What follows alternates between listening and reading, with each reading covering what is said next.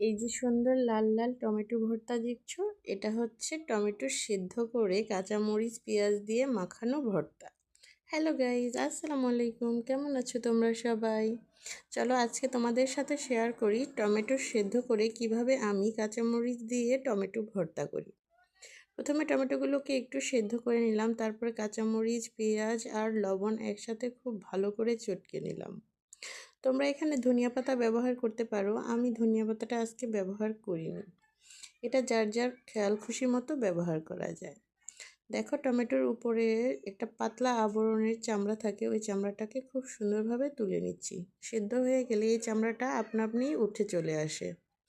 এই তো খুব সুন্দরভাবে আমি চামড়াগুলো তুলে নিয়েছি। এখন খুব সুন্দরভাবে লবণ পেঁয়াজ মরিচ মাখিয়ে টমেটোগুলোকে খুব সুন্দর করে চটকে চটকে ভর্তা করে নেব। এখানে হালকা একটু সরিষার তেল ব্যবহার করতে পারো, আবার না ব্যবহার করলেও এই ভর্তার কোনো তারতম্য হয় না। এই ভর্তাটা খেতে খুবই ভালো লাগে। হালকা চাটনি চাটনি মতো মনে হয়, কিন্তু ভর্তাটা গরম ভাতের সাথে খুবই মজার। একবার এই ভর্তাটা সবাই ট্রাই করে দেখো, সত্যি শীতকালে এই ভর্তাটা খুবই মজার হয়। যেহেতু শীতকালে এই টমেটোটা খুব বেশি পাওয়া যায়, তাই একটু টক টমেটোগুলো নিয়ে এই ভর্তাটা করে খেলে সকালবেলায় খুবই ভালো লাগে।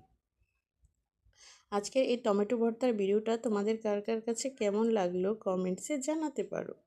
আজকের ভিডিও এই পর্যন্তই, দেখা হচ্ছে নেক্সট ভিডিওতে। Thanks for watching my video. আল্লাহ হাফেজ।